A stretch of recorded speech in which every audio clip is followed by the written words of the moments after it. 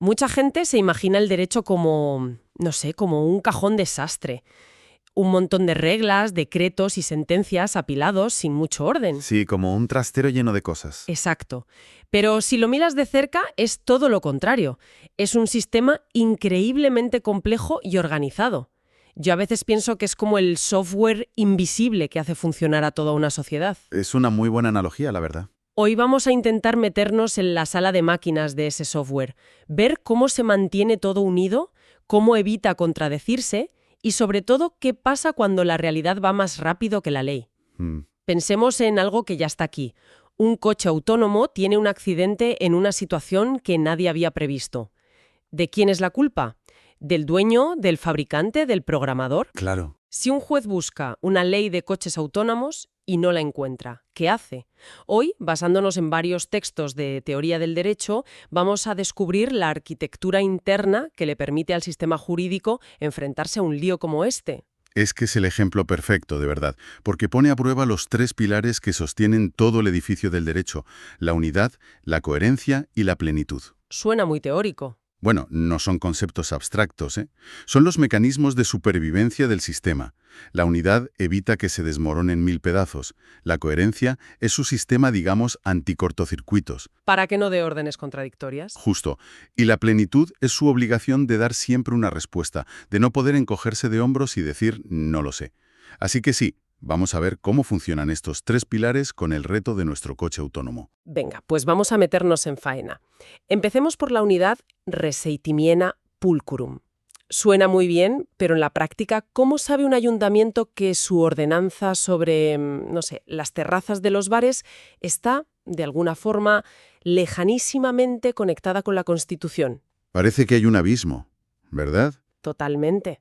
Pero hay un hilo invisible que lo conecta todo. La unidad significa que todas y cada una de las normas del sistema, desde la Constitución hasta esa ordenanza municipal, beben de la misma fuente de legitimidad. La Constitución es el ancla, El punto de origen. el punto de origen. Sin ese ancla, la ordenanza sobre terrazas sería solo la opinión de un ayuntamiento, pero con ella es parte de un sistema jurídico estatal. Vale, es el ancla. Pero, ¿cómo funciona esa conexión? ¿Es como una cadena de mando militar o una jerarquía estricta donde una norma obedece a la de arriba y punto? Esa es una de las grandes discusiones. El modelo clásico para visualizar esto es la famosa pirámide de Kelsen, que es exactamente eso, una jerarquía estricta. ¿Como una cascada? Sí, cada norma es válida porque una norma superior le da permiso para existir, y así vamos subiendo escalones hasta llegar a la cima, que es la Constitución. Es una visión muy ordenada, muy de ingeniero. Pero intuyo que hay más debate, que no es tan simple. Exacto. Otros teóricos, como Bobbio, decían que la unidad no es solo una cuestión de jerarquía, sino algo más profundo. Es como el ADN del sistema. ¿El ADN? Sí, todas las normas, para ser válidas, deben compartir unos principios y valores comunes que están en la Constitución. No basta con tener el permiso formal de la norma superior, también hay que ser compatible con el espíritu del sistema. O sea, la diferencia entre seguir la letra de la ley o su espíritu. Justo. Y esto tiene consecuencias prácticas enormes, porque define si los jueces son meros aplicadores de reglas o si también son guardianes de esos principios fundamentales. Entendido. Volviendo a nuestro coche autónomo, si mañana se aprueba una ley para regularlo, tendría que pasar una especie de test de ADN constitucional. Totalmente. Primero, necesitaría la validación formal, ser aprobada por el Parlamento según el procedimiento.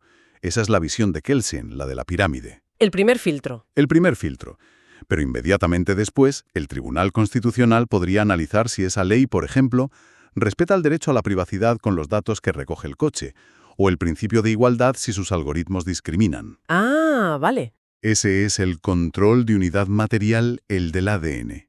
Estos tribunales son los guardianes que expulsan del sistema cualquier norma que, aunque formalmente correcta, sea incompatible con los valores constitucionales. Aquí se pone la cosa aún más interesante cuando pensamos en un caso como el de Colombia, que los textos que analizamos destacan mucho. Allí coexisten el derecho del Estado, el derecho de las comunidades indígenas y el derecho internacional. ¿Sí? ¿Cómo se puede hablar de unidad con semejante mezcla? Esa es la clave. Unidad no significa uniformidad. El sistema puede ser plural.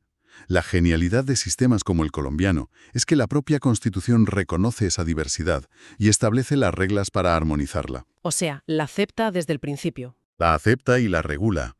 Es como si el idioma oficial del derecho fuera el constitucional, pero se permitieran y regularan diferentes dialectos, como el derecho indígena, siempre que respeten la gramática básica de los derechos fundamentales. ¿Entiendes? Lo pillo. La unidad se mantiene al gestionar la diversidad, no al eliminarla. Exactamente. Vale, creo que esto queda claro. El sistema tiene un ancla, la Constitución, que lo mantiene todo unido, incluso en su diversidad. Pero un sistema unificado puede ser un caos de contradicciones. Podría serlo, sí. Es como tener un único libro de recetas donde una página te dice que uses sal y la siguiente te prohíbe usarla. ¿Cómo evita el derecho volverse loco consigo mismo? Justo ahí, es donde entra el segundo pilar, la coherencia. El sistema está diseñado para odiar las contradicciones. A ese cortocircuito normativo se le llama antinomia. Antinomia. Y nuestro coche autónomo nos puede generar unas cuantas. A ver, un ejemplo. Imagina que la ley de tráfico, que es general, dice que el responsable de un accidente es siempre el conductor. Pero una nueva ley más específica, de vehículos autónomos, dice que, en ciertos casos, la responsable es del fabricante del software. Vale. Un juez se encuentra con las dos normas. El sistema no puede decirle, aplica las dos. Sería como un GPS que te grita que gires a la izquierda y a la derecha a la vez. Es el caos. Menudo lío. Y entonces, ¿cómo se apaña un juez para salir de ese atolladero? Lo echa suertes. Supongo que debe haber una especie de manual de desempate. Lo hay. Es una caja de herramientas muy antigua y muy lógica. La primera regla es la de jerarquía. Lex superior. La norma de rango más alto siempre gana. La Constitución sobre una ley, por ejemplo. Claro, una ley nunca puede vencer a la Constitución. La segunda, si las normas tienen el mismo rango, es la de temporalidad, lex posterior. La ley más nueva deroga a la más antigua. Se asume que el legislador ha cambiado de opinión. Y la tercera, que parece que resolvería el caso de nuestro coche, es la de especialidad, ¿no? Lex specialis. Exacto. La ley específica para una materia prevalece sobre la general. En nuestro ejemplo, la ley de vehículos autónomos, por ser más específica, ganaría sobre la ley de tráfico general en lo que respecta a la responsabilidad. Es pura lógica. Usamos la herramienta más precisa para el trabajo que tenemos entre manos. Parece un sistema bastante mecánico y claro. Lo es para las reglas, pero el derecho moderno va mucho más allá, ¿eh? ¿Qué pasa cuando lo que chocan no son dos reglas claras, sino dos principios constitucionales? Por ejemplo, El derecho a la información, que querría que se hicieran públicos los algoritmos del coche, contra el secreto comercial del fabricante. Ahí no puedes simplemente borrar un principio. claro, no puedes decir este vale y este no. Exacto. ¿Y qué se hace entonces? Ni idea. Se utiliza una técnica llamada ponderación. El juez actúa casi como un orfebre, sopesando en el caso concreto qué principio tiene más peso sin anular completamente el otro. Ah, es más un equilibrio. Es un equilibrio. Y además existen otros criterios maestros. Por ejemplo, el principio pro persona, que obliga al juez a elegir siempre la interpretación de la ley que sea más favorable para los derechos de la persona. Qué interesante. Sí. En resumen, el sistema tiene reglas mecánicas para problemas sencillos y herramientas más sofisticadas, más argumentativas, para los dilemas complejos. El objetivo es siempre el mismo: evitar el cortocircuito y dar una respuesta coherente. De acuerdo. Entonces el sistema está anclado por la unidad y tiene un manual de instrucciones para no contradecirse gracias a la coherencia. Pero me queda la duda más grande. A ver, ¿Qué pasa cuando no hay manual? Cuando hay un vacío, un silencio. Este es el gran problema con nuestro coche. Causa un accidente de una forma totalmente nueva que nadie había previsto. El juez busca en el Código Penal, en el civil, y no hay nada. ¿Puedes simplemente decir, lo siento, no hay ley para esto, vuelvan cuando el Parlamento legisle? esa es la pesadilla del sistema. Y la respuesta es un no rotundo. A eso se le llama la prohibición del non liquid, Non liquid. que en latín significa no está claro. Al juez les ha terminantemente prohibido negarse a fallar un caso, alegando que no hay una norma aplicable. O sea, no se puede lavar las manos. Jamás. El sistema no puede permitirse el silencio o las zonas oscuras. Considera que sería una denegación de justicia. Pero si la laguna es real, si el vacío existe, ¿qué se supone que haga? ¿Se inventa la solución de la nada? Eso suena un poco peligroso, como si el juez se convirtiera en legislador. No se la inventa de la nada. El sistema, previendo esto, le da una caja de herramientas para rellenar ese vacío de forma lógica. La principal es la analogía. Buscar algo parecido. Justo. El juez busca un caso parecido que sí está regulado. Para nuestro coche, podría aplicar por analogía las normas que ya existen sobre responsabilidad por productos defectuosos, por ejemplo, o por actividades peligrosas como manejar maquinaria pesada. Entiendo, no es una ley de coches autónomos, pero es lo más parecido que tiene el sistema. Eso es. ¿Y si no hay nada ni remotamente parecido? Si la analogía no funciona, el sistema tiene un último recurso, una especie de brújula moral. Los principios generales del derecho. ¿Qué son exactamente? Son los valores que inspiran todo el ordenamiento. La equidad, la buena fe, el deber de no causar daño a otro, la dignidad humana. El juez debe construir una solución para el caso nuevo que sea coherente con esos principios. Así que no crea derecho de la nada, sino que lo destila de los valores fundamentales del propio sistema. Está obligado a encontrar una respuesta. Siempre. Vale, si juntamos todo esto, unidad, coherencia y plenitud, la imagen que me queda es la de un sistema casi obsesionado con tener el control. Está anclado, se arregla a sí mismo y rellena sus propios agujeros. Parece una esfera perfecta, completamente autosuficiente. Es una paradoja fascinante, porque el sistema es a la vez cerrado y abierto. Y entender esto es entender cómo funciona el derecho en el siglo XXI. A ver, explícame esa contradicción. ¿Cómo puede ser cerrado y abierto a la vez? Piénsalo como las reglas de un juego de mesa. El manual de instrucciones es un sistema cerrado.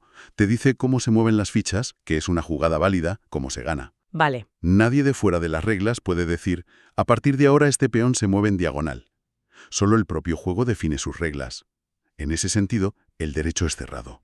Solo el propio derecho, a través de la Constitución y las leyes, dice cómo se crean nuevas normas. De acuerdo, es cerrado en sus reglas de funcionamiento. ¿Y en qué sentido es abierto? Es abierto porque, aunque las reglas del juego son internas, la partida se juega en el mundo real. El derecho se alimenta constantemente de los problemas, los valores y las crisis de la sociedad. Se adapta. Se abre para incorporar los derechos humanos de los tratados internacionales, para dialogar con sentencias de otros países o para reconocer sistemas distintos, como veíamos con el derecho indígena. O sea, integra elementos externos. Integra estos elementos, pero siempre traduciéndolos a su propio lenguaje y a través de sus propios mecanismos, como el bloque de constitucionalidad que existe en Colombia, que básicamente le dice al sistema, estas normas internacionales de derechos humanos juegan en nuestra partida y con un rango muy alto. O sea que la arquitectura del sistema colombiano que se describe en los textos es un ejemplo perfecto de este equilibrio. Exactamente. Es un sistema con un núcleo constitucional muy fuerte que le da unidad y cierre, pero al mismo tiempo es increíblemente abierto a la realidad global y a la diversidad interna. Busca combinar la estabilidad de un sistema cerrado con la flexibilidad de un sistema abierto al mundo. Entonces, para recapitular, hemos empezado con el problema de un coche autónomo fuera de control y hemos terminado descubriendo que el ordenamiento jurídico no es una simple colección de normas. Para nada. Es un ecosistema vivo e inteligente, un sistema con mecanismos de autogestión para mantenerse unido a través de la Constitución, para resolver sus cortocircuitos internos con reglas de coherencia y, lo más sorprendente, para dar siempre una respuesta, prohibiendo los vacíos. Gracias al principio de plenitud. Así es. Y dominar esta tríada de unidad, coherencia y plenitud no es un ejercicio académico, ¿eh? No, claro. Para cualquiera que se mueva en el mundo del derecho, es como tener el mapa del tesoro. Es la clave para interpretar, argumentar y navegar en un mar de normas que de otro modo parecería caótico e inabarcable. Totalmente. Y para terminar, me gustaría dejar una pregunta en el aire. Hemos descrito el sistema jurídico como autopoyético. Que se crea y se regula a sí mismo, sí. Exacto. Como nuestro juego de mesa. Está muy centrado en su propia lógica interna. Pero los mayores desafíos que tenemos hoy no respetan las reglas de ningún juego ni las fronteras de ningún país. Pensemos en el cambio climático, en una pandemia global o en la propia inteligencia artificial. Son problemas globales. Son problemas radicalmente externos, globales y transversales. Y esto nos lleva a una pregunta inquietante. ¿Hasta qué punto un sistema diseñado para ser autorreferencial, centrado en su propia coherencia, puede dar respuesta a problemas que son, por definición, ajenos a esa lógica? Es una buena pregunta. ¿Necesitará el derecho evolucionar hacia un nuevo principio? Uno que vaya más allá de la unidad, la coherencia y la plenitud, para poder afrontar un mundo radicalmente hiperconectado?